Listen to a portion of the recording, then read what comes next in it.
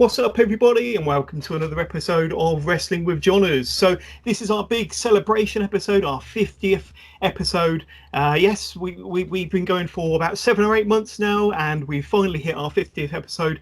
And we thought we'd turn it into a bit of a celebration episode, a bit of an Ask Johners Q&A edition. So there will be spattered throughout the episode various questions that have been asked by the listeners of Wrestling with Johners and members of our Facebook group, and myself and our guest host will be going through those and hopefully providing you with some fun and interesting answers to your questions.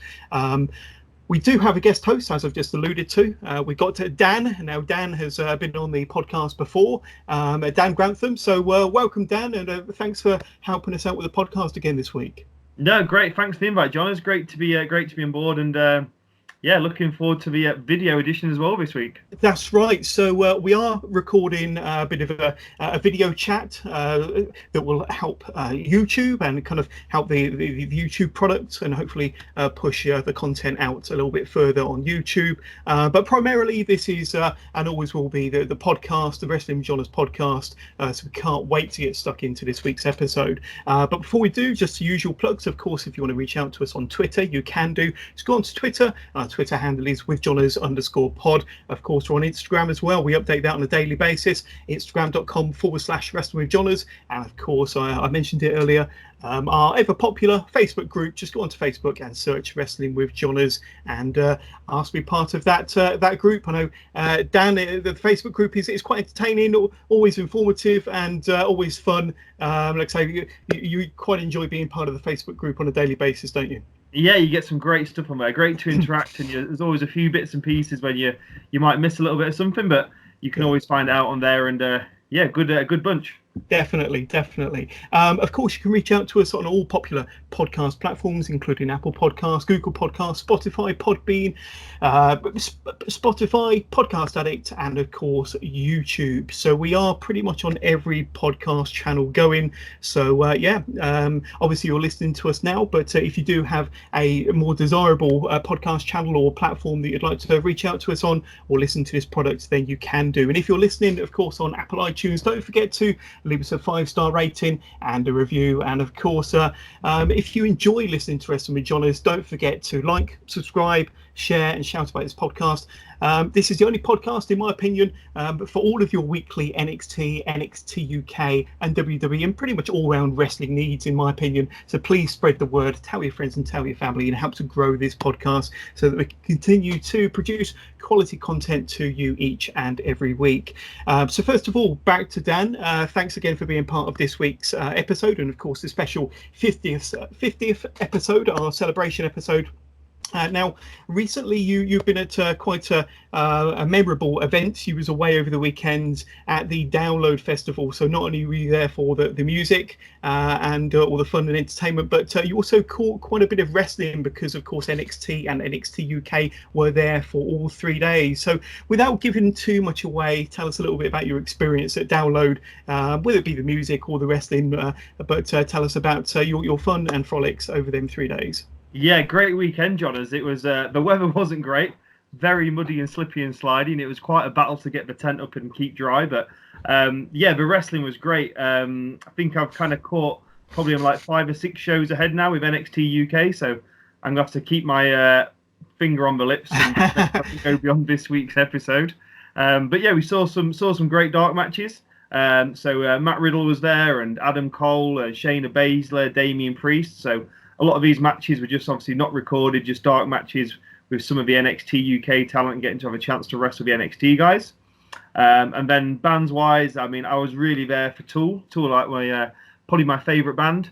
Also caught kind of Slipknot, At the Gates, the Wonder Years, Black Peaks, and really mixed up a good little mixture of wrestling and heavy metal. Sounds like you had a fantastic time, and great to see some of the American talent coming over from the NXT roster, of course, mixing up with some of the NXT UK stars. So I'm sure if you were there in person, it was a real special 3 days. And of course, we saw some of the download footage on this week's episode of NXT UK, which we will touch on fairly soon. But first of all, Dan, I've got questions scattered throughout this episode, so I want to touch on the first one. And the first question is from Matt Bayliss. So Matt Bayliss is a frequent frequent guest host on the Wrestling with Johners podcast, and he asks, who in your opinion is going to be the next breakout star, either on NXT NXT UK, or at least someone not regularly featured? So who would you say, in your opinion, are some of the breakout stars to look out for that don't get as much prominence or TV time as others, who you think are going to break out this year or very soon? Well, I think already we're seeing David Starr's making some great waves on the British independent scene. He's doing some great stuff in OTT and Progress, and the whole kind of independent movement's really caught fire. So I'm looking forward to what they're launching. I think they've got an Independence Day in early July, so who knows what he could be planning for us on that day. I've seen some great matches this year. He's been wrestling Devlin and Walter, also the Progress final. Brilliant wrestler. And the guys I'm really looking out for is like ELP, so El Fantasmo. Yeah. He's a guy who's caught my imagination, seen him at Rev Pro, Defiant. What really just captures me is the way he walks the ropes and the high-flying action. Yeah. And closer to home, like Breed's my local promotion in Sheffield. And there's a wrestler in there, Gene Money, who's in the Progress kind of their breakout knockout tournament coming up in September. Okay. And he wrestles, I think, like Tidal, Riptide as well. Very entertaining. Doesn't take himself too seriously, but he can kind of really turn on the ring when he has to. And he'll really kind of like, bring you a smile and bring the fun back into wrestling. There we go. Some of my picks for breakout stars. Now, some of these names might be more familiar if you're used to the kind of American indie scene, but the former ACH, Albert Hardy Jr., he's recently been repackaged and renamed as Jordan Miles. I think he's got it all. He's charismatic, very athletic, very powerful. From what I've seen, there's not much that this guy is not capable of. He's absolutely fantastic. I think the only thing that might go against Jordan Miles is possibly his height. He's under 6 foot. I think he's about 5'9", 5'10", but wonderfully athletic. And I recently caught the NXT Combine show that's on the NXT network at the moment, and he was amazing with some of the feats of strength that he demonstrated during the course of the 2 days that they filmed all the different athletic events and feats of strength events. So ACH or Jordan Miles, look out for him. I've also got down here that Shane Strickland. Now, he's another famous name from the US Indies. He's also been repackaged as Isaiah Scott. I think that those two are also going to be featured on the kind of NXT breakout tournament, which we'll talk more about later on. But Jordan Miles and Isaiah Scott, I think, are two that haven't made their way onto NXT TV. I think that's going to happen over the next few weeks as part of this breakout tournament. But big fans of those two from the Indies. And I think that they are definitely two names to watch out for on NXT and WWE in the future. What do you think of my picks there? Shane Strickland and Jordan Miles, a couple of big names more from the American scene there, Dan. Yeah, interesting picks there, John, because I've just been kind of flicking through the card this afternoon for the Breakthrough tournament. But again, lots of unfamiliar names on there initially, but when you kind of realise who the guys are and get the name changes, then suddenly becomes a lot more, the water becomes a lot clearer. Interesting couple of picks there, and obviously Shane Strickland won all 3 titles in kind of Major League Wrestling and CZW and Evolve, so great pedigree. Looking forward to seeing him mixed up in that tournament of 8. Then Jordan Miles, obviously we know as ACH, and some great matches I've seen in Ring of Honor, so really excited to see these guys and these other 6 new names really kind of freshen NXT up. There we go. Another question, this time from Jason Hall, another Facebook follower. Right, he wants to know who was the better Power of Pain, Warlord or Barbarian? So I've got here definitely Warlord. Certainly when he turned singles around about 1990 or 1991, Warlord looked badass. His size, his demeanor, he had like a Phantom of the Opera silver mask. I wasn't sure, I don't think he wrestled in that, but he certainly looked pretty badass in his ring gear. When he came down to the ring, he was a legit 6'4", 6'5", well over 300 pounds. We won't mention the vast quantities of multivitamins that he took to gain that sort of figure, but he certainly was an impressive looking beast. I actually kind of would have liked to have seen him maybe capture the Intercontinental title or be in contention for the world title, but he was never considered a championship wrestler. I think he was more there as a character wrestler, but I think looks wise, as I said earlier, he looked badass. His gimmick when he was a singles wrestler through the early 1990s was pretty good and a very memorable character in my early wrestling fandom. What would you say to answer Jason's question, Warlord or Barbarian? Oh, I'd agree with you, John. As I reckon the Warlord, again, just for visuals, and I can remember having him. He had quite a rivalry with the Bulldog. Yeah, remember him and British Bulldog trying to power slam and suplex the hell out of each other. And I did have the Warlord action figure, which was a great one.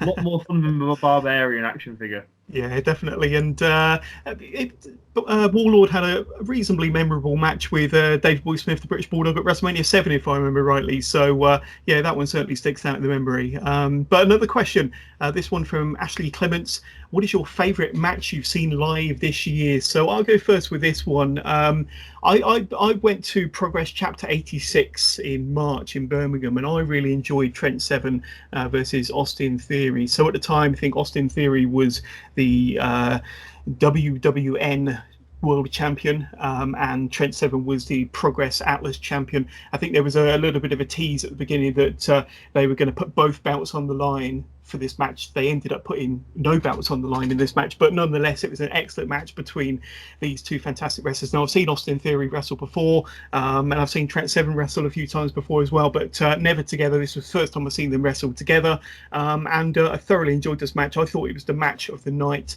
for this Progress show in Birmingham in March. But what have you got down for your pick for what's the favourite match you've seen live this year, Dan? Well, interestingly, John, as I was at the same Progress show, so I was there in Birmingham, but obviously we were not aware of each other before. We could have had a great time. Could have sunk a couple of of so yeah, that was a great match. For me, I'm big into breeds, like my local promotion here in Sheffield, and we had a really wild main event. It was at the Aberdale Picture House, which is like an old theatre, and it was the team of Aussie Open and Lucky Kid. And they took on known in breed as ETM, so the Escape in the mid-card stable, TK Cooper, Chuck Mambo, Spike Trevay. Okay. And they absolutely went for it. There was falling out of the fire doors, there was fighting on the street, there was on the bar, they were in the seats. It was a really wild roller coaster match, and yeah, really brought the Picture House to life. Fantastic. Next question from Kieran Reid, another one of our guest hosts here on the podcast. Is there anyone on the indie scene you think NXT UK should sign? So, bit of a wild card pick this. I doubt it would ever happen, but one person on the indie scene that really excites me, and I've only seen him on demand on TV, never seen him in the flesh, but Paul Robinson, and I don't think he'll ever be signed by the NXT because he is just a raving psychopath, let's be honest, but I love his style, I love his look, I love his character, and the amount of aggro that he gives the crowd, and he takes just as much as he gets, but I love everything about Paul Robinson. I don't expect in a million years ever to see him in a WWE or NXT UK ring, but we can but wish if he portrays his kind of dirty dancing kind of Patrick Swayze gimmick from the last Progress show, which was a bit more PG than what we're usually used to with Paul Robinson, then maybe, but otherwise probably not. But who have you got down for for someone from the indie scene who we would like to see on NXT UK? Again, we're on similar lines here, John. As I had noted Paul Robinson as a slightly wild card pick, and especially after his the match with Jimmy Havoc at Progress, which was Jimmy's kind of sign off while he goes off to AEW. I mentioned ELP earlier in the cast, but I think I was going to pick one. I'll probably pick Chris Ridgway. Real kind of hard hitting style. I think he's currently out in Japan. I've seen him wrestle for Breed, had a match against Dragunov, which was a really kind of like in-your-face, hard-hitting style. Saw him wrestle an absolute cracker in Milton Keynes IPW loser leaves town match against Kip Sabian. I think obviously the crowd were well into it, thinking Sabian's going to be on his way here to AEW, but it was Ridgway who ended up looking at the lights. And I think with that kind of smash mouth Chris Ridgway style, he could be one who gets picked up. Excellent. Good pick. Good pick. Final question for now from Matt Bayliss again. Favorite move of all time. Now I've got Psycho Sid's powerbomb. Now I just absolutely loved it when he used to draw the cross in mid-air as to where he was aiming his opponent for, and he would power his opponent up and drop them down from nearly 7 feet high. I would love that. I loved everything about the setup to the execution. Yeah, Psycho Sid's powerbomb for me. What about you, Dan? I was always a big Bret Hart fan growing up. And my sister will probably testify to this. My younger sister probably spent a lot of time in a sharpshooter.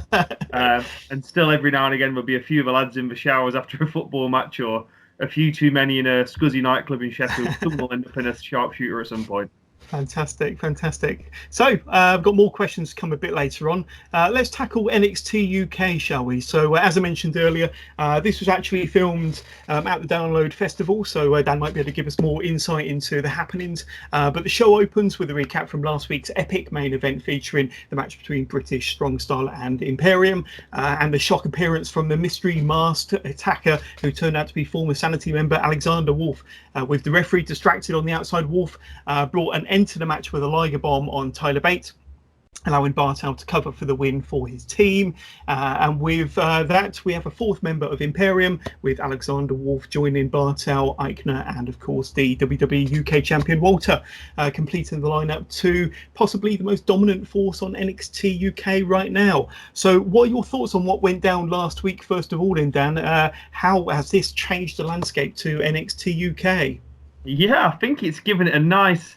It was a great surprise. Like, Wolf that was kept under wraps, and that was a genuine kind of like jaw drop, eye pop moment seeing him come out there. Yeah. And I love the visual of Imperium when we stand against that wall with the lights and the lights changing the names, the tracksuits with the detail, the names, where they come from, the flag on there, and they're all great on the mic. I think it's really great. We've not seen this for a while, but a proper heel stable. And I'm going to enjoy kind of seeing what kind of combination of British Strong Style and friends going to kind of come together to bring down this stable. Yeah, most definitely. Well, we go straight into our first match, and it was Kenny Williams versus Cassius Ohno. Williams used his pace to keep Ohno on his toes in the early go into this match. Ohno drops Williams across the top rope before pulling Kenny Williams throat first into the top rope, and then nailing the Luckian with a solid forearm and then a stiff chop. Ohno goes for a senton, with Williams bringing up his knees to block the offense from Cassius Ohno. Kenny hits Ohno with a pendulum drop kick, followed by a dive through the ropes. There's loud NXT chants at this point as Williams gets a 2 count from a flying back elbow. Ohno catches Williams in the ropes before striking the not so Luckian with his rolling elbow to get the 3 count. So that was a good opener to this week's show from these two. Williams was quick with his offense, but no match at the end of the day for the knockout artist Cassius Ohno. I quite enjoyed this opener. What were your thoughts on this match, Dan? Yeah, it was a good opener. The crowd were hot. The crowd were well up for it. It was the first match of the weekend. Ohno brought quite a lot of heat. The guys were getting stuck into him. Kenny Williams has got great high flying style, good contrast to that European style of Ohno. And I really like this. I watched it back this week with the commentary, and we're really playing on the angle of Ohno trying to show the European and British wrestlers how to do European and British style. So I think it's really clever kind of bit of booking and match play. There we go. But then it wasn't all over after the match. Ohno walks backwards up the ramp. We get the familiar music of Imperium, with all 4 members making their way down to the ring, being led by, of course, the WWE UK champion Walter. All 4 members are kind of matching black tracksuits, as you said there, Dan. So they did look very good, kind of a more complete unit with their matching tracksuits. They each take the mic, with Bartel starting by saying that the mat is sacred to them and that they are here to reclaim the honour of their sport. Eichner then takes takes the mic and says that what we saw last week was their numbers have increased and their unit is now complete. Alexander Wolf, the newest member, is next to say that when he saw the opportunity to join Imperium, he had no doubt at all. It felt right to join Imperium because this unit treats professional wrestling with respect. Wolf then tells us that this brand is not a playground and that they will protect the legacy of this sport. Walter is the last to get on the mic and he calls out Travis Banks, tells him that things will be done the way they want it to be done around here. Walter says that they have already chased Pete Dunne away and that Travis Banks is a fool if he feels he has a chance against him. Banks then comes out and tells Walter that he needs to bring everything he's got for their match, and that match is set to take place next week for Walter's UK Championship. So what was your thoughts on this kind of opening exchange in terms of the promo work from Imperium in the ring and then the appearance from Travis Banks to end this segment? Yeah, very strong. I think, as I've already mentioned, like that look of Imperium, they've got the lights, they've got the music, and they're playing all that kind of respect the business, respect the man. And it's quite in contrast to the kind of the more playful side of British Strong Style. So I think we're really seeing getting in the face of the Mustache Mountain and their kind of more light-hearted side of ring entrances in respect to the business. Good to see Travis Banks, fresh challenger. And he came out, had his little piece, and then I think they kind of broke into a bit of a video showing Banks' kind of journey to this point. So nicely set up for next week. Definitely, yeah, definitely a match to look forward to there. Then we see a confrontation between Noam Dar and Kenny Williams, with Noam Dar being his usual annoying self. It looks as though we're going to be getting these two facing each other pretty soon. Let the cat out of the bag here, Dan. Was that a match that was recorded at Download? Yes, you will see that. Yeah, that was a definite setup, and you'll see that in a future episode. Bizarrely, to see kind of Kenny Williams coming out of one door and going back in the same door. Yeah. I'm not quite sure what that was all about. There we go. Like Noam Dar just quickly on the phone. Oh, sorry, yeah, that was my mum. A great little touch. Fantastic. Going straight to our next match, it was the Hunt and versus Gallus, Mark Coffey and Wolfgang. So there's a massive kind of four-way brawl to start this one off, with the match soon going to the outside with two huge dives from both Primate and Wild Boar. Back in the ring, Wild Boar comes crashing down on Mark Coffey with a senton before Mark Coffey connects with a full Nelson slam. Wolfgang slows the match down, keeping Wild Boar grounded on the canvas. Primate eventually gets the much needed tag from his tag partner Wild Boar, with the Primate taking the fight to both Gallus members. The match goes back to the outside where Wild Boar gets driven into the steel ring steps. Wolfgang connects with a power slam on Primate, allowing Mark Coffey to cover for the 1-2-3. Joe Coffey joins his Gallus brethren back inside the ring to lay in an attack on both members of the Hunt. That was until we hear the music of Dave Mastiff, who comes out to the ring to chase off Gallus back to the locker room. So a fun match there. Nice to see the Primate and Wild Boar, like I say, get some TV time. I am quite a big fan of the Hunt, but Gallus gets another victory. They seem to be on a bit of a roll at the moment, and a good win here. Yeah, I think Gallus are just gathering a little bit of steam. I think they might just be kind of lost in the mix between British Strong Style and Imperium at the top of the card, but obviously I think the big build here is the setting up. It looks like it's going to be Joe Coffey and Mastiff on that kind of road. That's probably a match you probably see it take over. Yeah. That's kind of big rivalry of a building there. And a little bit of fallout as well from the Mastiff Wolfgang match we saw in the kind of qualifiers a couple of weeks ago. But yeah, even though that Gallus did win, good to see the Hunt were presented relatively strongly for the Hunt. Love that kind of wild side. I think they've got a great entrance, and I'd be excited to see how they kind of develop in that tag team kind of division now, with other tag teams possibly being a bit more distracted. Yeah, it's quite a strong tag team division on NXT UK. Obviously, you've got Moustache Mountain and Grizzled Young Veterans, Imperium. the Hunts, the occasional tag team of Williams and Amir Jordan, but like I say, I think that the Hunts might deserve a tag team title shot somewhere down the line. But yeah, a nice little match here. Did enjoy that one. Then we see Radzi. He's backstage with Moustache Mountain. We've just spoke about them, and announces that Trent Seven and Tyler Bate will be getting a chance to win the NXT UK Tag Team Championships as they face the current champions, the Grizzled Young Veterans, for their tag titles in 2 weeks' time. So that'll be a rematch of their Takeover Blackpool match from January, which was close to a 5-star match as you're ever going to get for a tag team competition.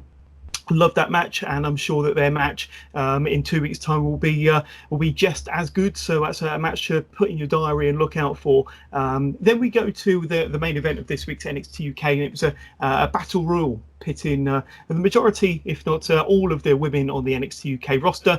The lineup, of course, is Zaya Brookside, Ginny, Jazzy Gabbert, Nina Samuels, Piper Niven, Candy Floss, Kaylee Ray, Isla Dawn, Killer Kelly, and Rhea Ripley. So good to see Rhea Ripley back on our TV screens. We haven't seen her too much over recent months. And of course, the winner of this women's battle royal will face the current NXT UK Women's Champion Toni Storm, of course. So just a few key spots in this match. Jazzy Gabbert removed the first 2 wrestlers from the ring with ease before Candy Floss eliminated Ginny.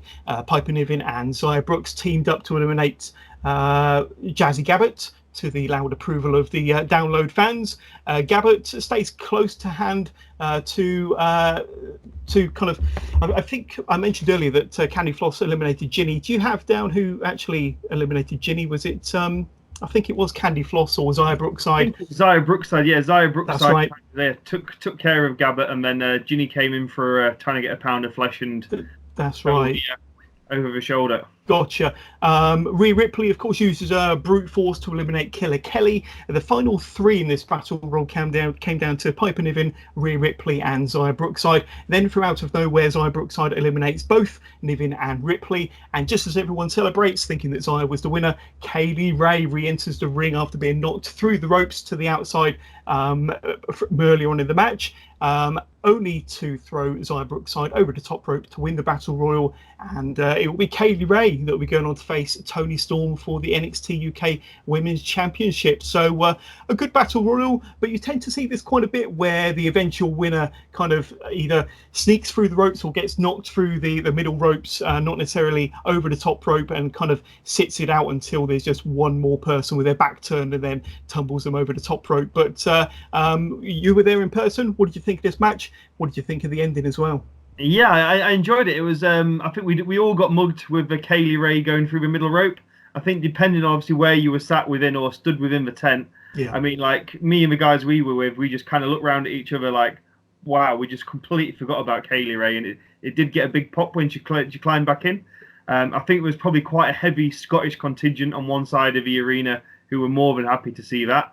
But I think the Battle Royal served its purpose in terms of giving us a new number 1 contender.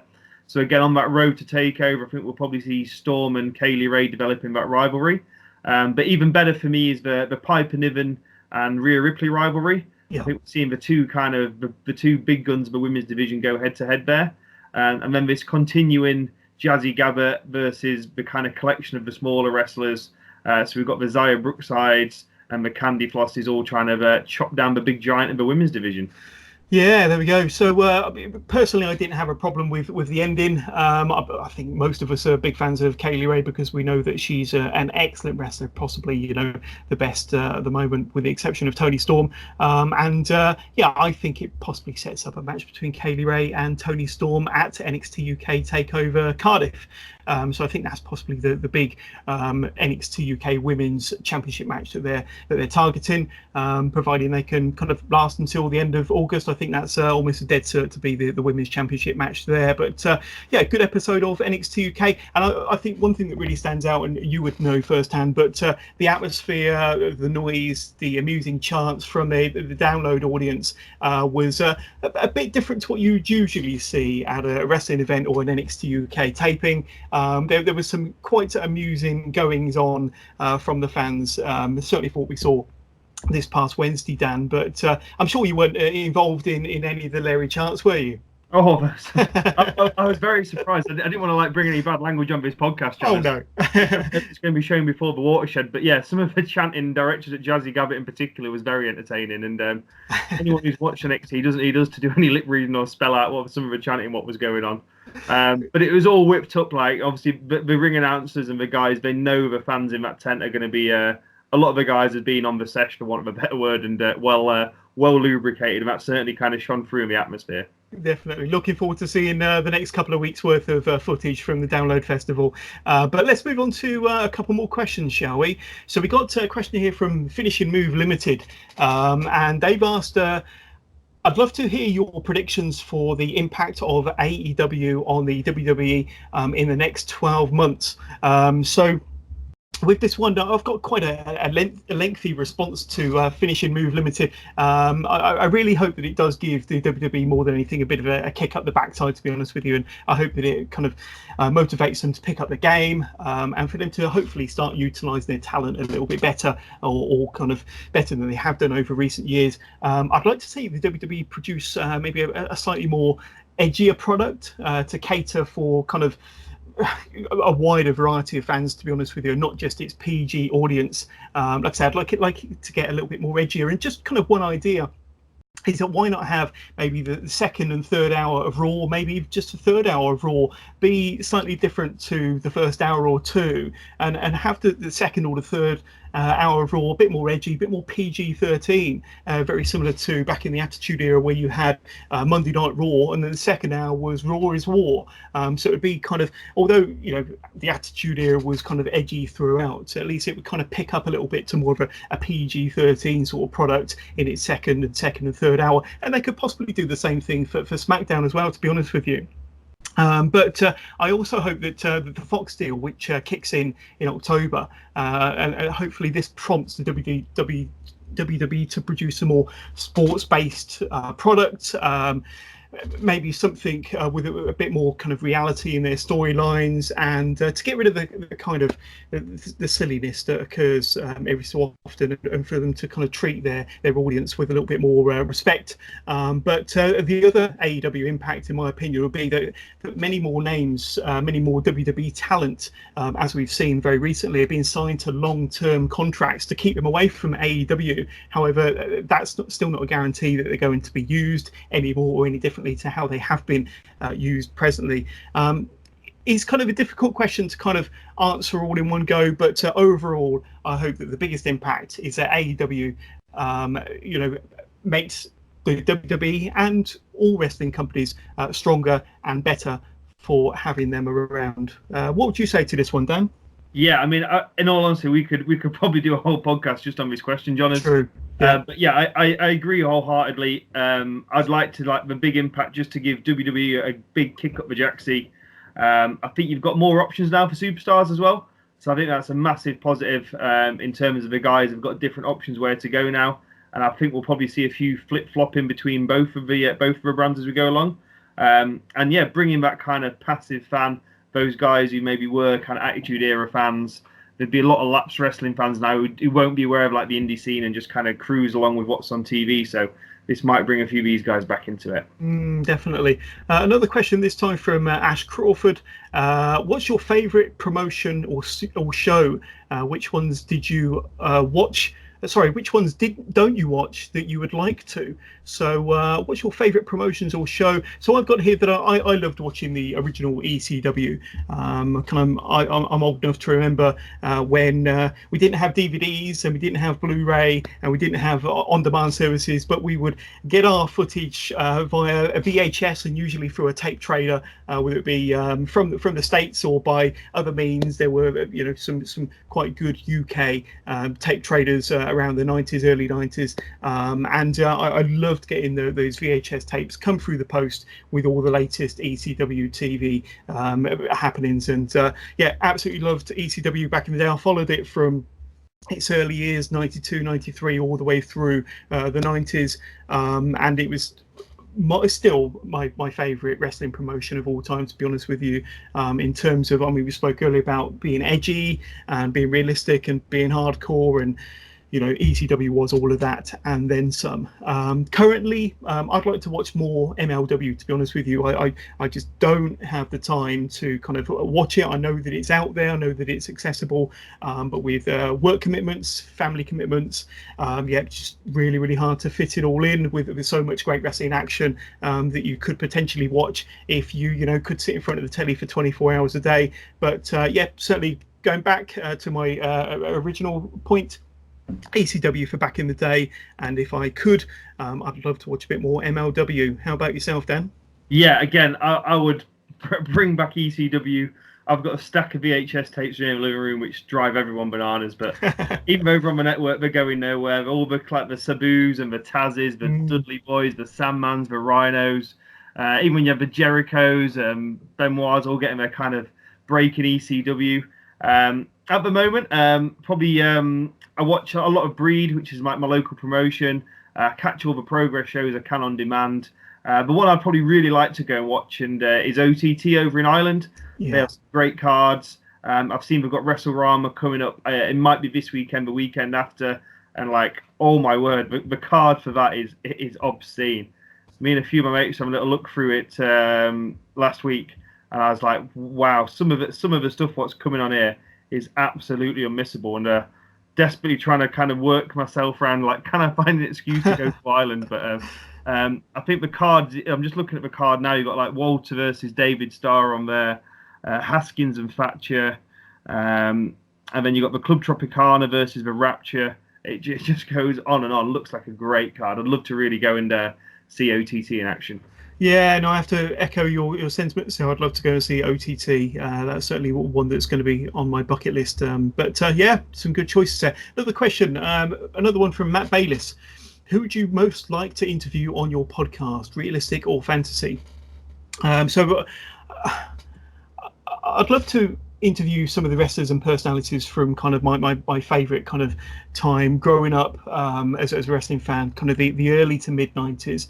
Although the wrestling product wasn't always great, the gimmicks more often than not were awful. I loved that time, and to be honest with you, I liked, looking back on it now fondly, I did like a lot of the cheesy gimmicks. I did like the Doink the Clowns and the Man Mountain Rocks and all the wonderful, outlandish, colourful characters. So I haven't got any specific wrestling personalities from that era that I'd like to interview. But hopefully I might get a few on the podcast if I'm able to. I think if I were to pick anybody from the current era, I'd probably say Matt Riddle, to be honest with you, or maybe MJF. I think that either one of those two on the podcast could be pretty entertaining podcasts. And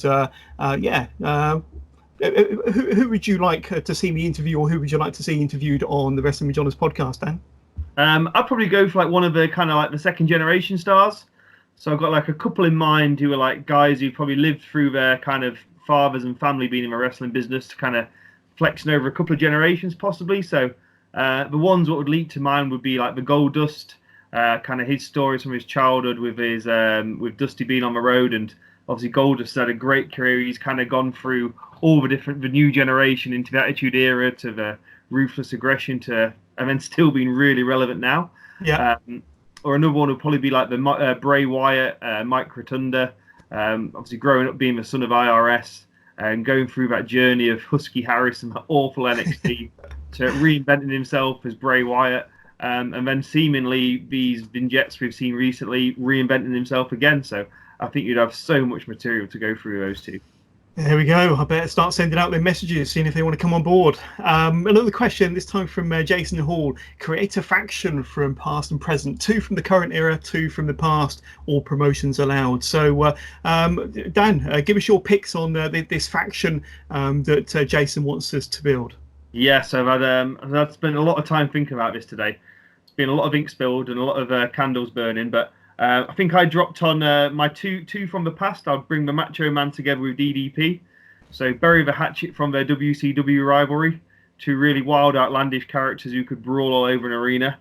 And marry them with 2 of my favourite NXT wrestlers. So that would be the Velveteen Dream and Matt Riddle. Right. Very good. Well, with my faction, I've gone for... Well, my 2 from the past will be Rick Rude and Ric Flair.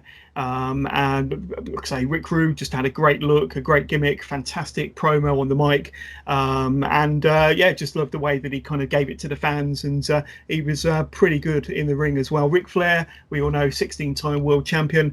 As followers of the podcast will know, he's my favorite of all time, so he has to be in the faction.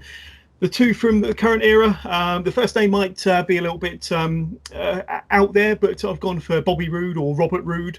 I do like his look. I do like his kind of entrance music, his character. I'd love for him to get a little bit more TV time and to be taken a little bit more seriously as a heel, but he has to be part of the faction as far as I'm concerned. And then Velveteen Dream again, similar to yourself. Just think he's got it all in terms of the presence, the look, the charisma, the wrestling ability.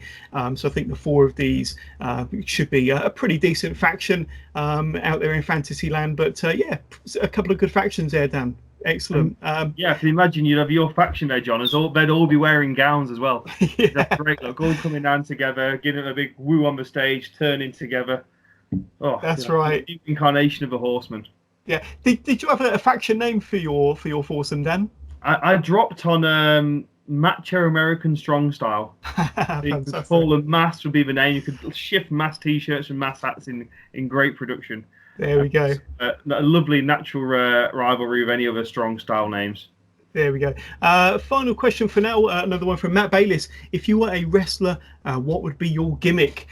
So I've got here that it would be a combination of Jake the Snake Roberts and maybe Stan the Lariat Hansen. I've always loved the cowboy gimmick, but with the sinister demeanor of Jake the Snake to deliver those chilling promos before and after the match, I think that would be a good kind of good gimmick to have with a cowboy gimmick with the kind of excellent chilling promo ability of a Jake Roberts. What about yourself? Yeah, I've gone for a bit I've brought in something from a slightly different field, but I think I would kind of like mesh my character mostly on a Magnum PI. So bringing Magnum PI from the TV series, sunglasses on, mustache, the shades, and I'd like a bit like Del Rio. I'd come in a red car to the ring, and I'd have a little TC and what's the old chap's name off there, like running around for me. And I think that'd be quite a fun gimmick. Get the cigars on, and anyone needs something getting to the bottom of to would come and have to have a chat with Magnum. Fantastic. Next time we have you on the podcast, I want to see you in that kind of Hawaiian shirt and a nice moustache. There we go.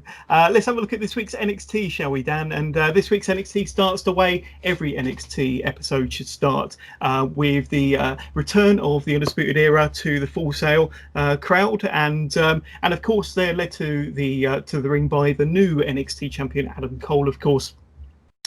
He starts off by saying that he said that by the end of the year, all of the Undisputed Era will be dripping in gold. And with him winning the NXT Championship recently, that was the start of the prophecy. Cole said that they do and take whatever they want. And for anyone that decides to get in their way, they will make sure that they regret it. Cole says that they're going to remake or rename the NXT universe into the Undisputed image. Adam Cole provides he proves my point from earlier correct, as they then show kind of a new opening video package to NXT with footage of the Undisputed Era in every second of that video package, which was pretty neat in itself. Cole then sends out a message to NXT North American Champion and the NXT Tag Team Champions and say to shine up their gold real well, because Bobby, Carl and Roddy are after their gold, and by the end of 2019 nobody in that locker room will be able to touch them, not even Regal, not even Triple H will be able to touch them. And then we see the Velveteen Dream come out to interrupt proceedings. Dream says that the NXT Championship would look amazing around his waist alongside the North American Championship. Roddy then takes over the mic and tells the Velveteen Dream to dream on. We then joined by Matt Riddle on stage to tell Roddy that he beat him at TakeOver, and then tells Adam Cole that he managed to beat him too. Cole then tells Riddle that he's jealous of the Undisputed Era's accomplishments, and tells Riddle to go back online to write more online reviews for wrestlers from the Attitude Era. I thought that was a pretty good line there from Roddy. Then, as if we hadn't had enough star power already, in the opening 5 minutes we get Tyler Breeze, who comes out to the ramp and says that He was just talking to Mr. Regal in the back and says that himself, Matt Riddle and the Velveteen Dream will be going up against any 3 members of the Undisputed Era for tonight's main event. Now, usually, Dan, we get a 20-minute long promo to open up either Raw or SmackDown every single week. But here was a set of promos worth opening any show, setting up an exciting main event between Breeze, Dream, and Riddle versus the Undisputed Era later on in the show. What were your thoughts of this opening promo setup, this opening promo package from these 7 individuals? Yeah, I loved it. I mean, I particularly enjoyed the new Undisputed Era's t-shirts. Very bright in their yellow. A nice contrast to Imperium's black tracksuits. So that's almost kind of getting my mind flying. Could we have an Imperium versus UE, both sides of the Atlantic NXT rivalry going on? Yeah. But yeah, teeing it up nicely. I think already we're looking a long way out to the next NXT takeover. And the UE certainly kind of laying their marker down of it. It's all about the gold. So I think already we're teasing the kind of Roddy Strong taking on Velveteen Dream as a rivalry to come on. Riddle would look to be the next kind of, quite cleverly, we kind of like built in that Riddle nicking that win over Adam Cole before the last takeover. And I particularly enjoyed the reference to Roddy, Bobby and Kyle. I thought it was a really nice touch from Adam Cole, getting that how much of a camaraderie is in the UE camp there. Absolutely. And yeah, it must have been cameras flicking over because that's so much star power on the ramp. Yeah. Must have been like screenshots and all sorts playing going, wow, if you could put a fantasy 3 team together there, Tyler Breeze, Velveteen and Riddle, then we had it all right in front of us. There we go. Then we get confirmation that on next week's NXT, Shayna Baszler will indeed be defending her NXT Women's Championship, but this time inside a steel cage, as she will be going up against Io Shirai. So that's kind of the main event match for next week's NXT. It has to be said that this steel cage match is going to look pretty epic. It's got me excited for next week. What are your thoughts on this kind of rematch between Io and Shayna, this time inside a steel cage, Dan? Yeah, I think we've been teed up nicely. We've had the takeover match, and we've had the kind of Candice LeRae and Shayna Baszler's kind of hench women thrown in there. We've had kendo sticks, we've had steel chairs, and as the case of any great rivalry, right back from the early days in the 70s and 80s, the only way to truly settle a score is to get in a cage. So get in there, girls, and let's get this sorted out. Can't wait. That's all to wait for next week. We then get the debut of the former Punishment Martinez, who is now going by the name of Damian Priest. So he goes up against Raul Mendoza in this match. Now, we've been getting a fairly decent build-up for Damian Priest over the last few weeks. And he comes out of the gate here with a massive kick to the chest of Mendoza, sending him crashing into the turnbuckles. Priest puts his striking ability on full display with a series of stiff forearms. Mendoza did manage to get in a minute or two's worth of offense, including a very impressive rope walk, finishing off with a drop kick off the rope, sending Priest to the outside. Priest is quick to react, however, catching Mendoza from his dive through the ropes before dropping Mendoza onto the hard ring apron on the outside. Priest then hits a brilliant spin kick to the head of Mendoza before finishing him off with a rolling cutter for the pinfall victory. So they've been building up Damian Priest for a number of weeks here, Dan, as I mentioned earlier. I enjoyed watching this match. It wasn't exactly a squash because Mendoza did get some shots in, but it did allow for Damian Priest to show us some of what he's capable of. What did you think of Damian Priest's debut here on NXT? Yeah, bit of a mixed bag for me, John, as Damian Priest. With he's got the entrance, which is like the flames and the dark, and you're thinking it's a slightly kind of gothic, mysterious character. But then the video package is all like sipping cocktails and fast cars and fast women. And the commentary team between them, they couldn't really kind of weigh up is this guy like out there? He's covered in tattoos. Should he be kind of like biting the heads off bats and like skulking around graveyards, or is he out all night clubbing? So interesting to see where the character does go. I can tell you from download, he did a couple of dark matches and he just completely squashed a couple of like the NXT UK guys in dark matches. So I think they've got some big intentions for him. Yeah. But which way the character goes, I'll be fascinated to see. Yeah, no, I think some big things in store for Damien Priest going forward. William Regal then announces an 8-man tournament comprised of some of the newer talent that have just been signed to NXT. It will be called NXT Breakout. So it will comprise of the following 8 individuals. You got Jordan Miles, who's the former ACH. We mentioned Jordan Miles earlier on. Boa, who I think is part of the kind of Chinese contingent of NXT superstars. Cameron Grimes, who's the former Trevor Lee. Isaiah Swerve Scott, formerly Shane Strickland. We spoke about Shane Strickland or Isaiah Scott earlier on. Dexter Loomis, formerly Sam Shaw, who I think wrestled in Impact for a period of time. Bronson Reed. Angel Garza, who is more commonly known as Humberto Garza and part of the very famous and legendary Garza wrestling family, and Joaquin Wilde, formerly known as DJZ in Impact and around on the Indies, of course. So this breakout tournament starts next week on NXT UK, and it appears to be full of some of the top names from around the Indies who have recently been signed by NXT, of course, and are going to be showcased in this very unique tournament. So, Dan, I know you've been doing your homework. You've done a bit of research on some of these names. What are some of your thoughts on some of these individuals? Yeah, very interesting, because obviously initially I looked at the list and thought, wow, I don't recognise any of these names, but I dug a little bit deeper. I was like, actually, I've probably seen a number of these guys in action.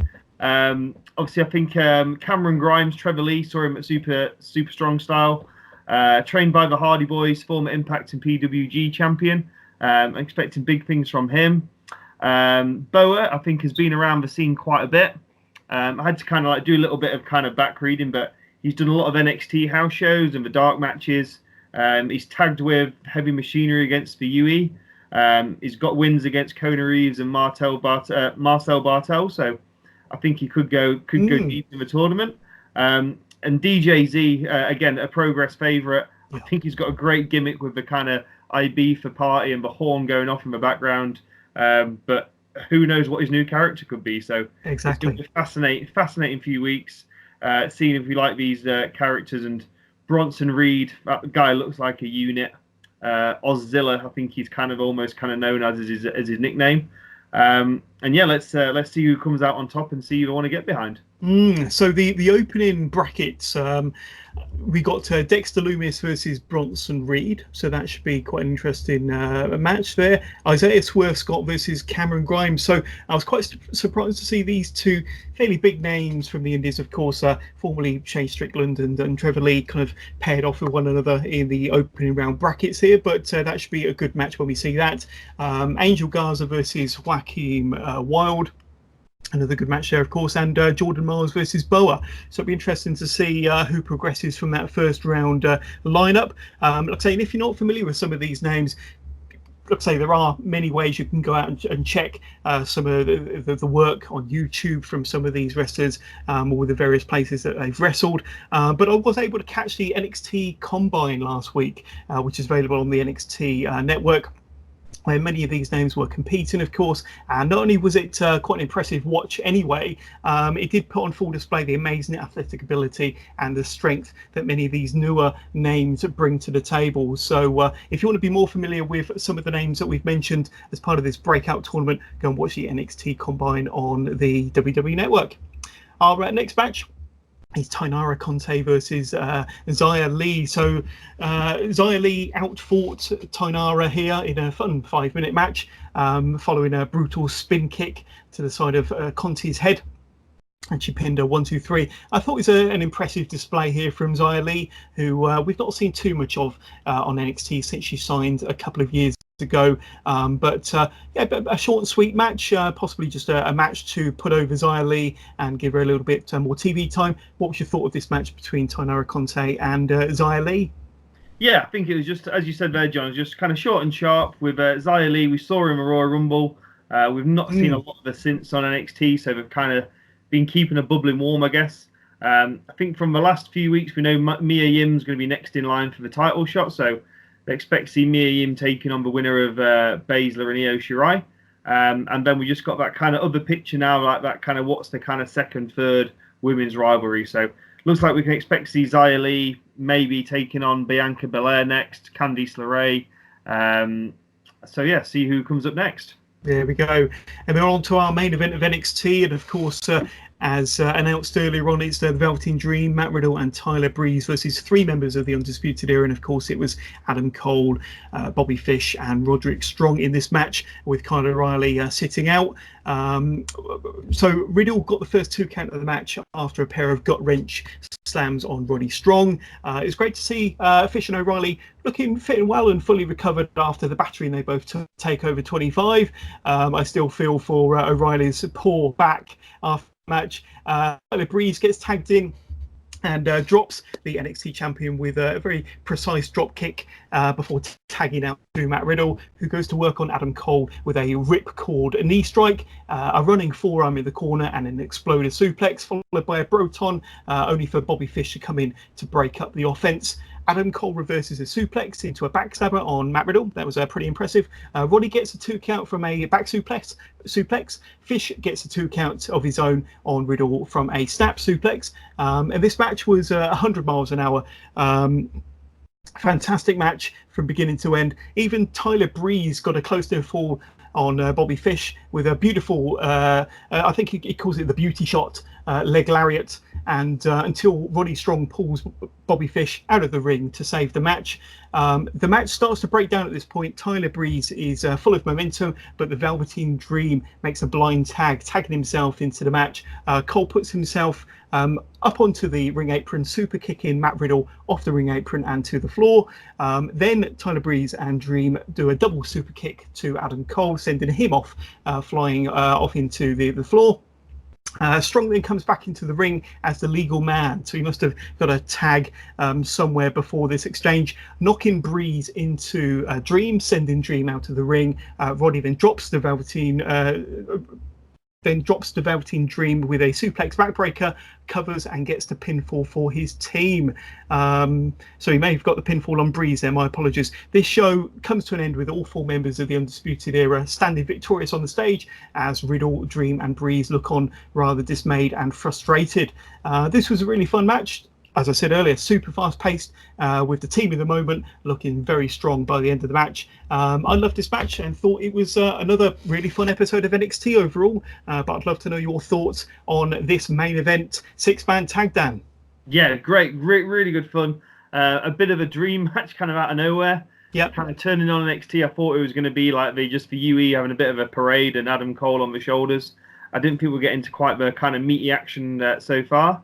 I think the main event served its purpose, which I think is teeing up the kind of Cole and Riddle rivalry. And I think we're going to see Roddy, Velveteen, maybe Tyler Breeze might get in there, making a bit of a freeway triple threat picture for that North American title. Again, yeah, Kyle O'Reilly having a well-earned rest after being thrown for everything in that ladder match. And I'd expect to see the plot thicken there between Bobby Fish, Kyle O'Reilly, and the Street Profits as we go on. But yeah, a great main event, a pretty good show.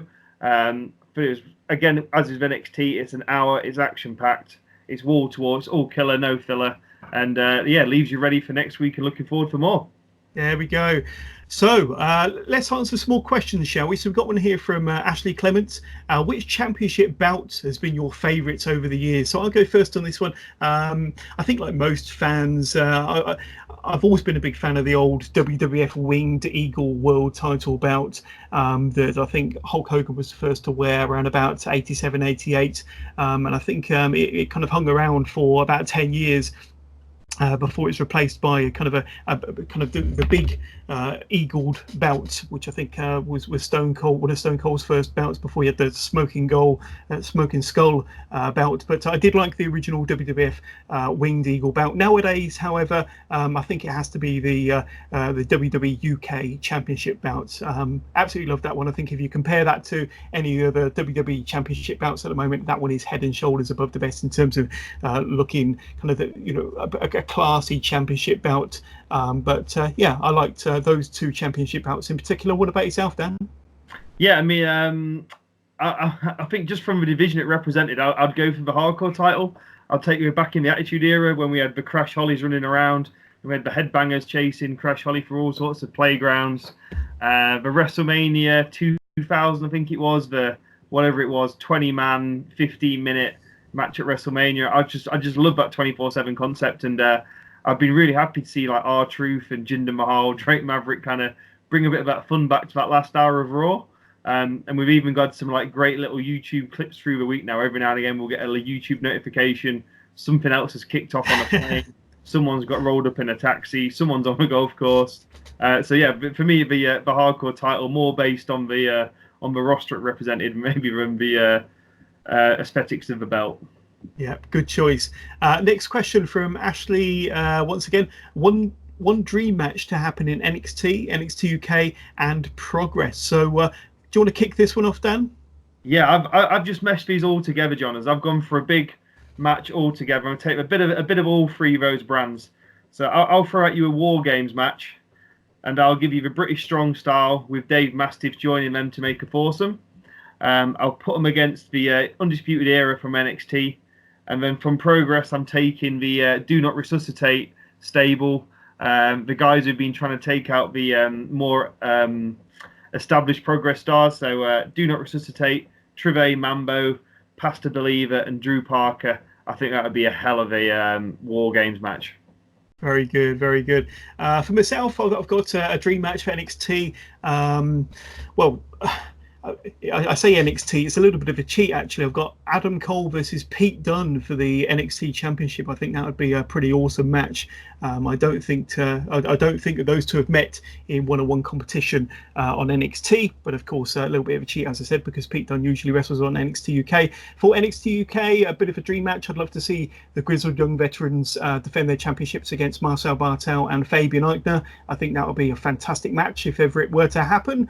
Two heel teams. So we'll have to see what happens somewhere down the line there. For Progress, this is actually a match that we're going to be getting fairly soon, but Walter versus David Starr, and I think up until Walter won the Super Strong Style 16 a month or two back, I know that these two had met possibly in OTT or maybe in WXW, but never in a Progress ring. So a bit of a dream match there. But another match that I did come up with, and it's kind of very similar to your War Games match, and I would go with British Strong Style with a fourth member. We could go with Dave Mastiff, for example, versus the Undisputed Era versus Imperium in a War Games match. I think that would be a good 4-on-4-on-4, and maybe we should start a petition now and make it happen. But that would be another fantastic dream match between say three excellent units or factions, you could say. But there we go. Let's move on to the next question. Another one from Matt Bayliss. Best and worst pay-per-view of all time. So most people, when asked this question, would probably say WrestleMania 17 was probably the best, or maybe Royal Rumble 92. I'm going to go with two different pay-per-views for my best of all time. The first one, it might be a fairly obvious answer, but I absolutely adored WrestleMania 30. Yeselmania, of course, you had Antonio Cesaro winning the first ever Andre Battle Royal. You had the kind of end of the Undertaker's streak. You had Daniel Bryan and beating Triple H in the opener, and then the fairy tale ending at the end. And I just loved everything about it. I think it kind of was payback to all those wrestling fans that have been patient for so many years, wanting one of their heroes to end a big WrestleMania victorious. And I think it had everything for proper wrestling fans and for fans of Daniel Bryan, and it felt like one up for the wrestling fans. They finally got what they wanted for all of them years. If I were to go with, I can't really pinpoint one specific pay-per-view that could be considered the worst. I think the worst pay-per-view ever has to be any of the WCW pay-per-views featuring the Dungeon of Doom, to be honest with you, or the Yeti, or maybe Hulk Hogan pre-NWO. But babyface Hogan in WCW was a complete turn-off as far as I was concerned. That uncensored match in 1996 with the Tower of Doom main event was possibly the worst main event match in history. So maybe uncensored 96 could be the worst pay-per-view of all time. It was not a great time for WCW around that time, certainly pre-NWO. But what have you got down for your best and worst pay-per-views of all time? On the worst ones, I'm looking at the same list, that Dungeon of Doom stuff. I was having a chat with my mates about that. Some of the wrestlers that got trawled out for that. They had the Yeti, and then like poor old giant haystack nest. Deary me, that guy was not in any shape whatsoever. How did he even pass a medical to wrestle for that company is beyond me. absolutely bizarre. And poor old Earthquake there as the shark, and oh, it was an absolute horror show. But I'll throw you out a real horror show, which was King Mabel, and Mabel winning King of the Ring '95. That was a truly dreadful King of the Ring. How on earth we thought it was a good idea to give Mabel the big push and drop the crown on him. On the flip side, the good ones, big fan of the Rumbles. So I'll pick out 2 Rumbles. I'll have Flair's winning 92, Flair winning the title, pretty much going coast to coast across the Rumble. And then reaction afterwards with Mr. Perfect and Bobby the Brain running from a commentary box was a great Rumble. And a stacked card. Probably not the greatest Royal Rumble match, but the stacked card of Rumble 2000. I remember getting up to watch this as a plucky young man late in the night. Totally rumbled by my mum and dad. But nevertheless, I managed to blaze my way through and stay up for Triple H, Cactus Jack, and the Hardys and the Dudleys.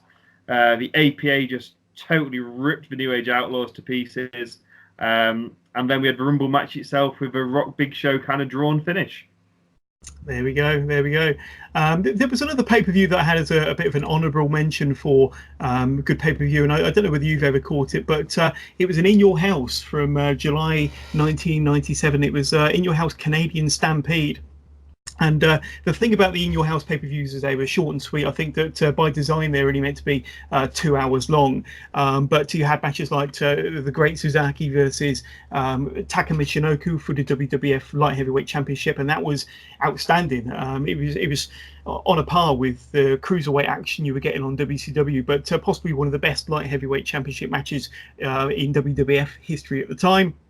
You had the Undertaker versus Vader in a pretty good match for the WWF World Heavyweight Championship. You had Triple H versus Mankind, and that ended up in a bit of a brawl all around the arena, and they were still brawling when kind of the next match started. And then that infamous main event, the Hart Foundation with Bret Hart, Brian Pillman, British Bulldog, Jim Neidhart and Owen Hart versus Ken Shamrock, Goldust, the Legion of Doom and Stone Cold Steve Austin. And with this taking place in Calgary, of course, renowned for being a home territory of the Hart family, of course, the place was literally rocking, so much so that during the main event you could see the hard camera shake through the amount of noise and action and movement going on from the fans there. I think it probably only had maybe 15 to 20,000 people in, but it sounded 10 times that. So if you haven't seen it, go and watch Canadian Stampede, one of the In Your Houses, and that main event was tremendous. But the whole show was fantastic, and yeah, certainly an honourable mention as far as I'm concerned. Let's have a look at another question from Ashley Clements. Which promotions do you want to go and see this year? So, I've always wanted to see NXT UK. I haven't seen them in a TV taping or a pay-per-view of sorts. And I've recently got tickets to NXT UK TakeOver Cardiff. So I'm pleased I'm going to be kind of doing a bit of a double whammy there, seeing NXT UK in the flesh for the first time and attending a NXT UK TakeOver special as well. I have seen an NXT TakeOver when I was lucky enough to go to New Orleans last year. But I'm glad that I'm going to be going to Cardiff at the end of August to see TakeOver in Cardiff. But I would like to see a Rev Pro show. Now, I don't know whether Dan's ever seen a Rev Pro show, but I've not been lucky enough to see Rev Pro. I know that they've always got the cream of the crop from the Japanese circuit. A lot of popular and frequent New Japan names are coming over or do come over and attend a lot of Rev Pro shows, as well as the cream of the crop from the UK indie scene. So definitely Rev Pro. I'd like to definitely go and see them at some point in 2019. What about yourself, Dan? Yeah, I mean, I will. I'll put a big ring round the last weekend of August, Johners. Definitely. This is stacked because I'm going to the Rev Pro Summer Sizzler on the Friday night. And as you said there, they do some of the cards. They've had the Bullet Club, they've had AJ Styles. They'll get the big Japanese names. And with New Japan being in London on the Saturday night, I'm expecting Ospreay, Sabre Jr. all to be a Rev Pro. I've been to 2 Rev Pro shows earlier this year, and they've been stacked cards. You've had ELP, you've had David Starr, Shea Samuels. You've had some really strong wrestlers in there. MJF was at one of the shows as well. And then that weekend's just going to snowball from Rev Pro Friday. Saturday, I'm going to New Japan at the Copper Box. And then no doubt we'll find somewhere late night, stay up and watch AEW, and then catch up TakeOver UK the next day. Fantastic. It's going to be a busy weekend for you then. But yeah, I think the promotion I'd love to see, probably like everyone, I'd love to see one of the AEW shows this year. Let's fingers crossed they come to the UK. And as mentioned earlier, I think OTT over in Ireland, never been over, and but some of the cards and some of the wrestlers there look brilliant, really worth taking a trip over the water, I think. Lee Parkinson asks, who's your pick to win the G1 Climax now that the participants have been announced? So it wouldn't surprise me with kind of the tear that he's on if Will Ospreay doesn't have a good run in this year's G1. But he's recently won the Best of the Super Junior tournament. He's recently reclaimed the Junior Championship. And so I don't know whether he will kind of have another kind of tournament or championship victory or a win in the G1 so soon. But I know that he, with the tear that he's been on, he's possibly going to be a good contender or someone to keep an eye on during the G1. Otherwise, I'd love to see Kota Ibushi win the G1 and have Ibushi face Okada at Wrestle Kingdom at the beginning of 2020. So he'd be my pick. What about yourself, Dan? Who are you going for in the G1 this year? Yeah, not a massive opinion, if I'm honest, John. I'm not massive on my Japanese wrestling, but I think, yeah, Ospreay is obviously one I do follow. I think he'd be in for a great shout. On the other side of the draw, I think, interestingly, you've got Mr. John Moxley over there. So he just seems to be just turning up anywhere at the minute, just gun for hire. Jeff Cobb's probably another name to keep an eye on that side.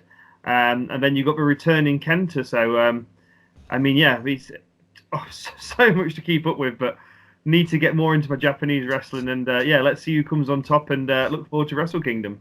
Yeah, it's like I said earlier, there's just never enough hours in the day to catch up with all the fantastic action that's out there. But we'll have another question this time from Kieran.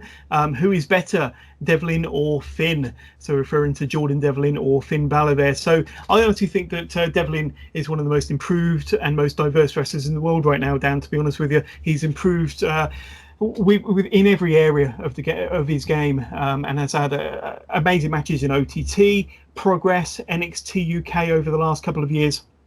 I do love them both. I do love Devlin and Finn. Anybody that's heard me on the podcast will know that I rave most weeks about Jordan Devlin. But I have to, I do have to side a little bit with Devlin here. I think that Devlin could soon surpass Balor in the next couple of years. Devlin isn't too far off from becoming the total package, in my opinion. What about yourself, Dan? Yeah, I mean, Devlin, I've seen him play both sides of the baby face and heel divide.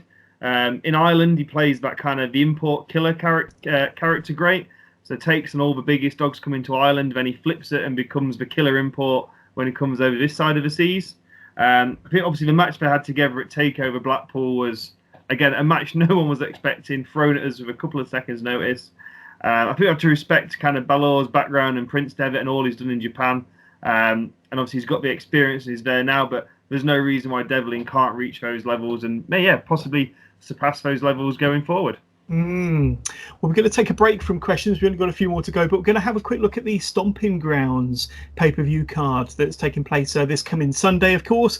And it's it seems like they're having a pay-per-view every week or every couple of weeks nowadays, to be honest with you. But we'll touch on some of the key matches and we'll kind of just get a bit of a feel for who you think might win, who might come out on top in some of these matches. Let's have a look at Roman Reigns versus Drew McIntyre. So this is obviously a rematch from their WrestleMania 35 encounter, where Roman Reigns, he kind of had a bit of an easy win over Drew McIntyre. Let's be honest, it should have been a stronger match for Drew. But and I know at Super Showdown in Saudi Arabia, Shane McMahon got the win thanks to interference from Drew McIntyre over Roman Reigns in that match. But they're back at it again on Sunday in Stomping Grounds. Who are you going for here? Who do you think stands out as possibly going over as the victor? Drew McIntyre versus Roman. I mean, relatively interesting to figure out who's going to go over. I think, putting Shane McMahon over Roman Reigns was a bit of a joke in my opinion.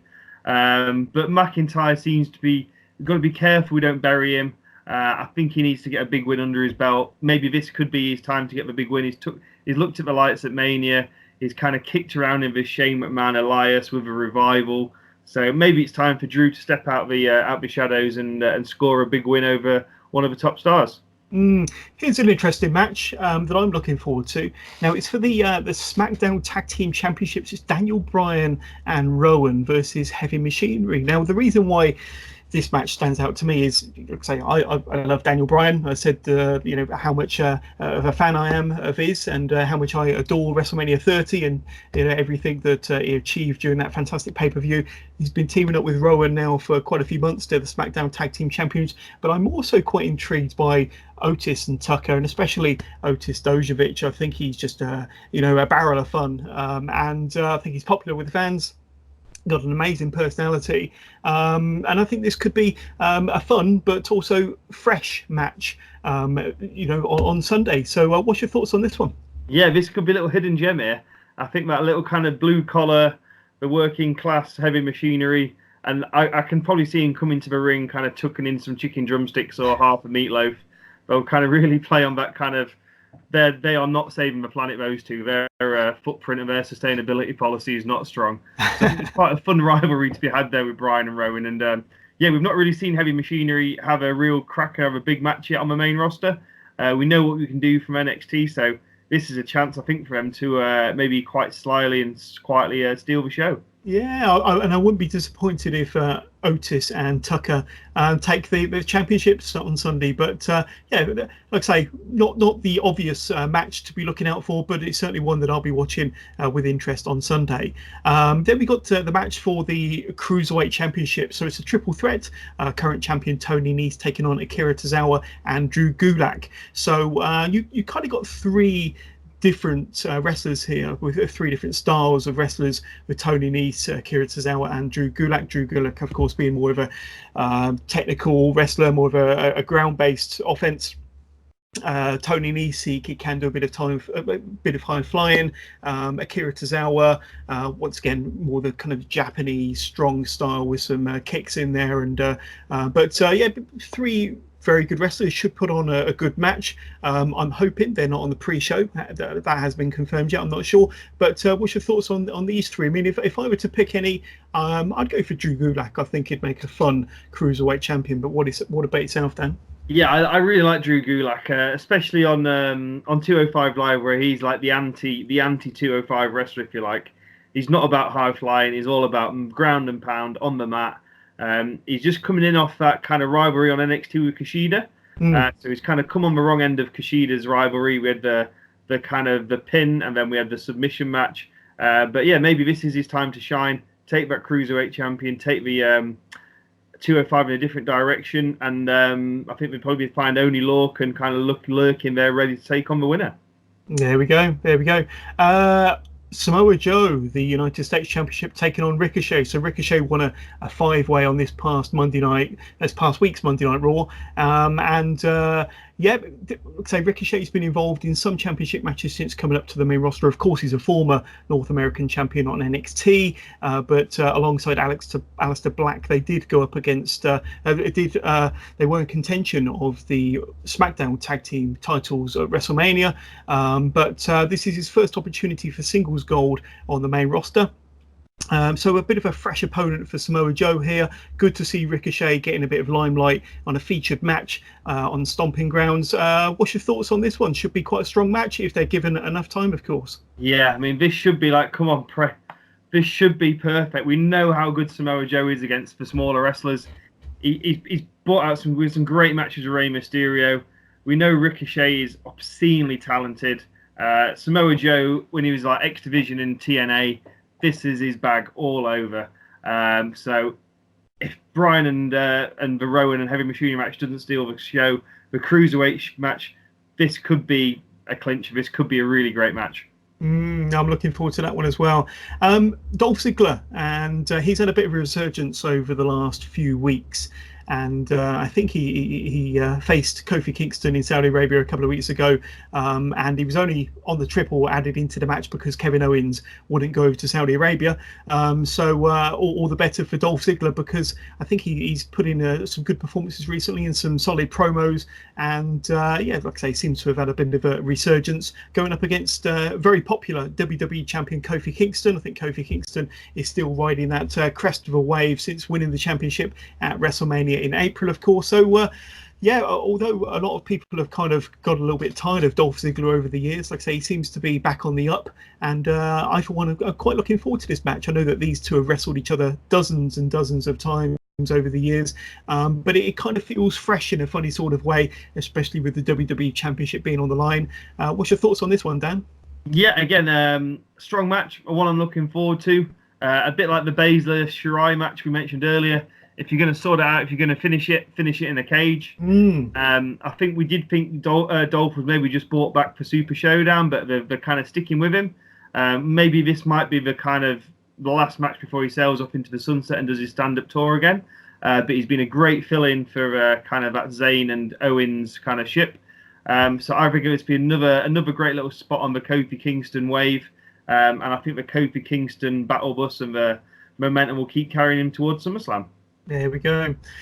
Right, Becky Lynch defended her Raw Women's Championship against Lacey Evans. So I think it was only at the last pay-per-view that these two wrestled the same night when Becky Lynch had to defend both her championships in the same night.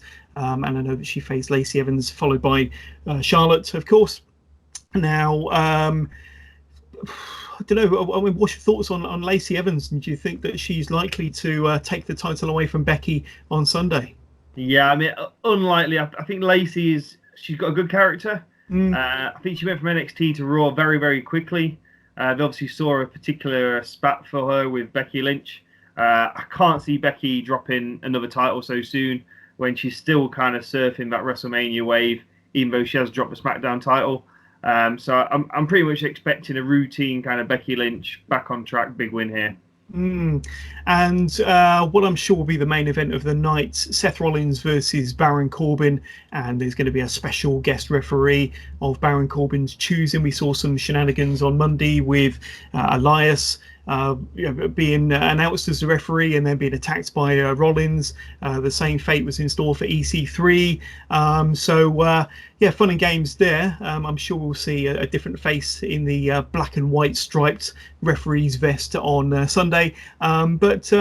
Baron Corbin, I don't know. I was never a big fan of his, but I do think his character is getting more over with myself, especially.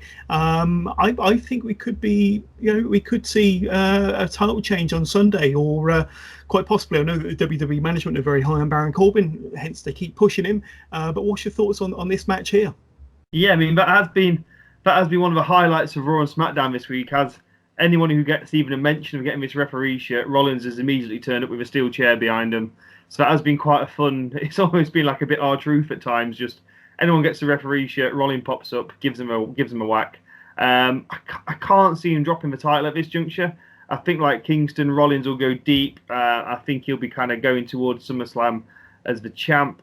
I think there's probably more likely, in my prediction, would be Corbin will pick a special guest referee who might turn on Corbin, and then that'll be kind of Corbin segued out of this rivalry, and Corbin will kind of pursue that as his next rivalry, and we'll see who steps up to take on Rollins. And of course, we've still got the threat of Brock Lesnar possibly cashing in his briefcase on either the Universal Champion or maybe Kofi Kingston or whoever is the WWE champion. So there's obviously the intrigue as to whether Brock Lesnar might show up on Sunday night as well. But sorry, John, just flicking through the card. No AJ Styles on the card. No. So is that a wild shout for a guest referee? Could be. Styles screw Rollins or screw Corbin, and I've seen there's been a few videos of kind of the Bullet Club back with Gallows and Anderson surfacing, and there is a show coming up at the end of June, I think, in Tokyo. WWE are doing a big Tokyo show. That's right. And Styles is teaming with Gallows and Anderson that night to take on, although they're taking on the kind of the usual monsters of the Lashleys and the Corbin. So There you go. There's my little wild prediction. Yeah, should be quite interesting. I mean, I know that AJ Styles has been struggling with a back injury over recent weeks. We've not seen so much of him on TV, so if we have seen him, it's been kind of behind the scenes, backstage stuff, as we saw on Monday nights. But I think as you mentioned, he's going to be featured in a match towards the end of June when they do their tour of Tokyo. Of Japan, sorry. So it'll be interesting to see how soon he gets back in the ring, or whether he could get involved possibly on Sunday. But we'll go to a few more of the questions, and we got one here from David Anderson. And David asks if you could pick just one, which would be your favourite Wrestling with Johners podcast episode and why? So I don't really have a favourite episode, if I'm honest with you. I love all the episodes I do with hosts and with guest hosts like Dan and like David and Matt Bayliss, and I've had Heather and Chris. I've had Chris T and Ash. So I've had and Kieran, of course. I mustn't forget Kieran. I'll be upset if I don't mention him. But I've had quite a few guest hosts and a few more to come. Just to kind of add a bit of variety. So I do enjoy all of the podcasts with guest hosts. I think it makes it more fun, more enjoyable. Someone for me to bounce my kind of conversation with. And but if I were to pick one episode that I really enjoyed doing, it would have to be the Double or Nothing review episode that I did with Chris T and Ash. So it was a massive amount of fun discussing a pay-per-view that felt like a massive breath of fresh air, to be honest with you, with so many highlights and so much drama in nearly every single match and every segment of the entire show. That episode was a lot of fun because it was so different. It was AEW, and it was kind of the first taste of the real true alternative to the WWE product. But if I was to pick one, and this is okay, nothing against any other episode that I've done or any other guest hosts, but I enjoyed that one the most because of the content we were covering more than anything. Have you got a favourite episode of the Wrestling with Johners podcast, Dan? I did the build-ups to the takeovers. They're always great podcasts. Really kind of enjoy that, and again, I like the preview to Double or Nothing as well. That was good fun, kind of getting into the teeth and kind of finding out more about. Again, we're looking at a card with some relatively unknown wrestlers on there. That's what I really love about the kind of podcast and the social groups, the social pages, is just finding out about these wild and wonderful wrestlers and matches and promotions going off all over the shop. And then there's YouTube videos, the streaming services, and I love kind of like discovering new matches, discovering new wrestlers. Definitely. So we got a question here from Dermot. What qualities and skills do you think a perfect wrestler should have? So personally, I feel the perfect wrestler should be a great promo, somebody that's good on the stick. So somebody like a Paul Heyman, or as I mentioned earlier, maybe a Jake Roberts. I always kind of go back to Jake Roberts, and I think he's one of the best promos in the business. And I think if you need any convincing, I think his WrestleMania 7 promo, or maybe it's his WrestleMania 6 promo. I think any WrestleMania promo from Jake Roberts, go back and look, is usually very, very kind of dark and menacing, and definitely sets the tone for his match ahead.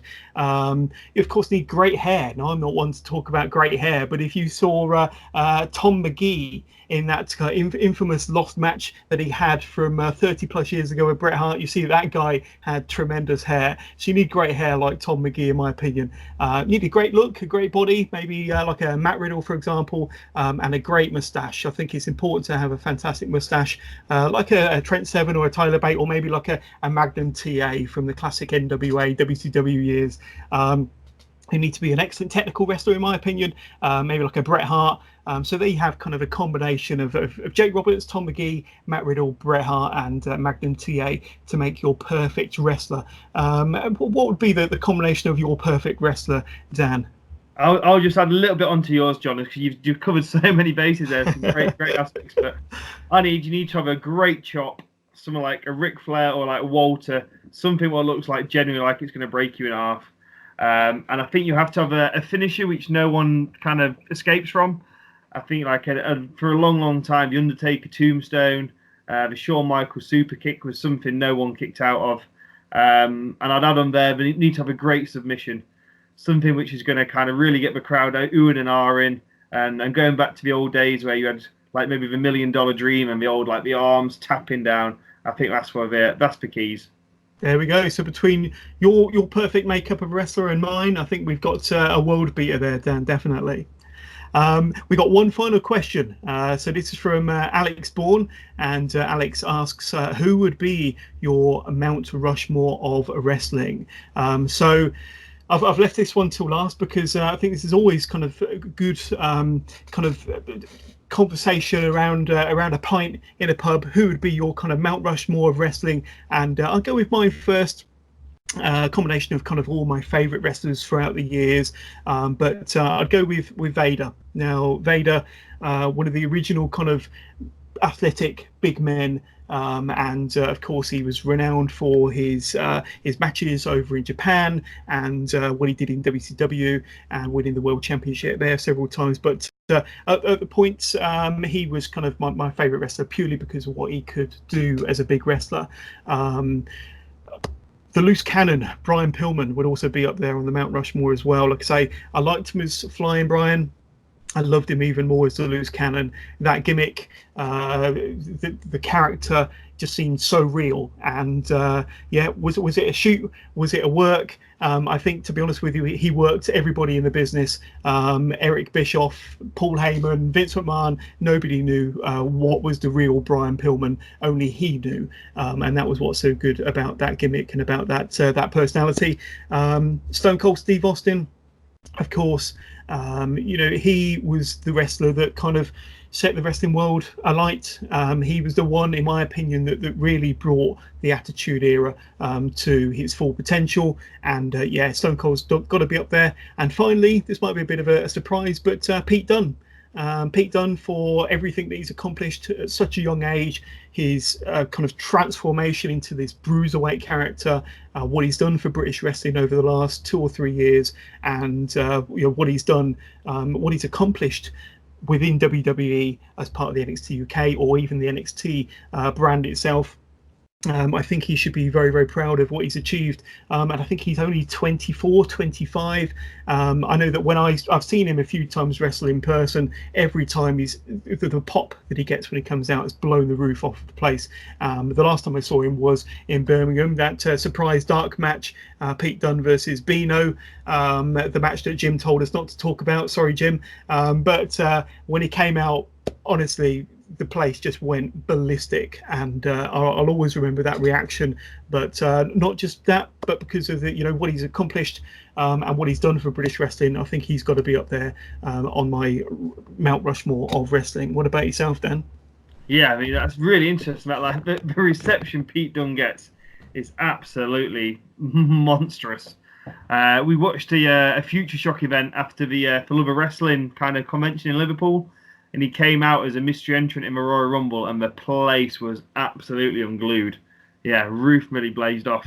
For my Mount Rushmore, I've probably gone, just down the classics. I've got it down to 5, any 4 from 5. I think you've got to have Hogan from the kind of building the 80s and being the face of wrestling for so long.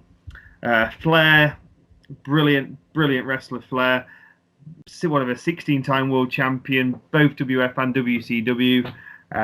Austin, again, like yourself, brought wrestling into the mainstream. I think The Rock kind of continued that and took wrestling to Hollywood, kept the momentum. And honourable mention for me would be Macho Man Randy Savage.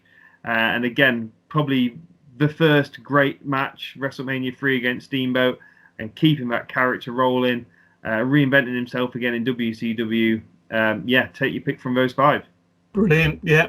A very good Mount Rushmore of wrestling there. But Dan, I think that draws it into this episode of Wrestling with Johners. So I want to thank you so much for your help and your contribution and coming on the podcast today. I hope you've enjoyed it. Yeah, absolutely. It's been great. Been really good fun to have a run through both NXTs, and especially having been there live, hopefully I've given you a little bit of a extra insight. Definitely. So we can't wait to have you on again. But thank you to Dan, and I hope you've enjoyed this episode, the special kind of 50th edition of Wrestling with Johners.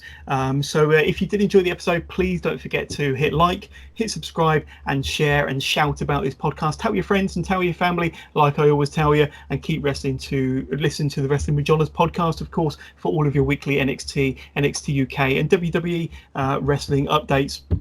Without you sharing and subscribing, this podcast cannot continue to grow. So hit like and subscribe now. We'll be back again on Tuesday for our special rundown of the WWE Stomping Grounds pay-per-view. So that's going to be out sometime Tuesday evening. But in the meantime, thank you once again to Dan. Thank you for all the listeners. Thank you for supporting the podcast over 50 very special episodes. And hopefully we'll have many more to come.